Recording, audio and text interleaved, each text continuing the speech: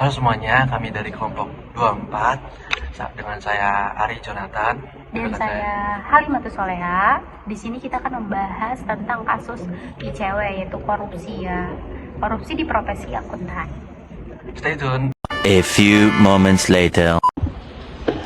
Selamat datang di podcast kita hari ini. Episode kita kali ini kita akan membahas kasus yang sangat menghebohkan di Indonesia, yaitu kasus Indonesian Corruption Watch atau ICW yang melibatkan 9 kantor akuntan publik.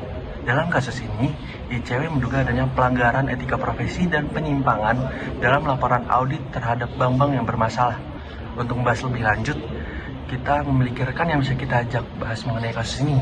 Selamat datang Halimah. Ya, terima kasih banyak Arjon. Saya senang berada di sini dan ingin berbagi tentang wawasan mengenai tentang kasus ini.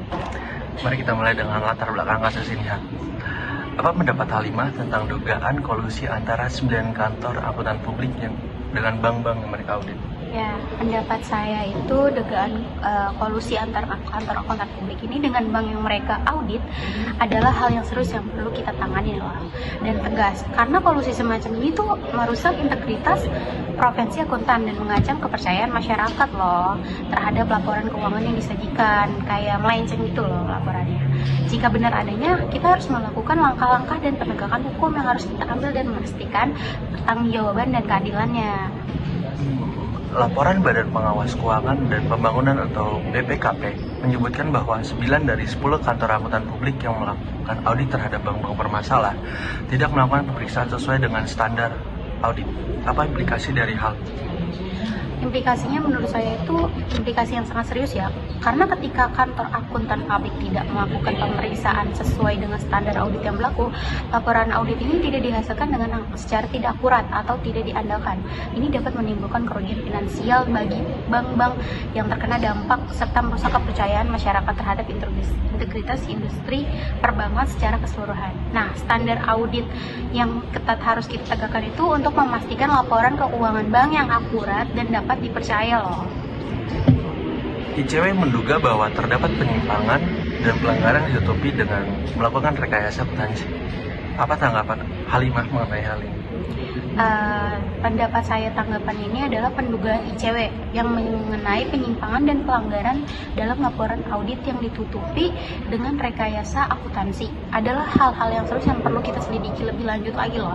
Jika emang terbukti benar adanya permasalahan kasus ini, kita harus loh tindakan semacam atau melanggar etika profesi akuntan yang melanggar prinsip-prinsip yang objektif dan transparan ini loh.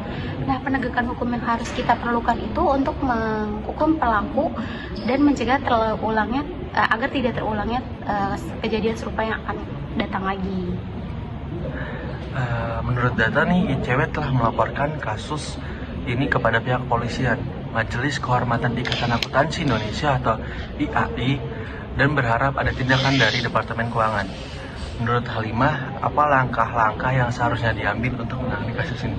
Nah, jadi langkah-langkah yang harus perlu kita ambil dalam menangani kasus ini adalah kita mencakup investigasi dulu yang menyeluruh pihak kepolisian dan untuk mengungkapkan nih dari tindakan kriminal yang dilakukan kantor akuntan publik terhadap pihak perbankan. Nah, selain itu juga, John, Majelis Kehormatan IAI harus melakukan tindakan etis terhadap anggotanya yang terbukti melanggar kode etik profesi akuntan. Nah, Departemen Keuangan juga harus mengambil yang tegas juga loh.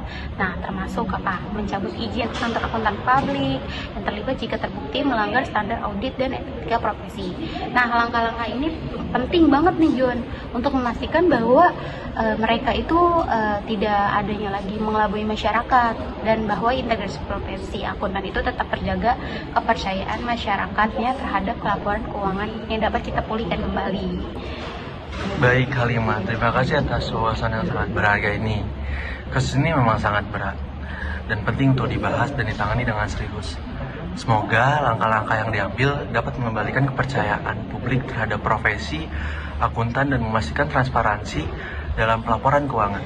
Itu saja untuk episode kita hari ini. Terima kasih telah mendengarkan podcast ini dan sampai jumpa di episode berikutnya. Terima kasih kembali ya John dan kawan-kawan saya. Semoga informasi yang dapat kita sampaikan ini menjadi pemahaman yang lebih baik tentang kasus ini ya. Sampai jumpa di lain waktu. Dadah. Dadah.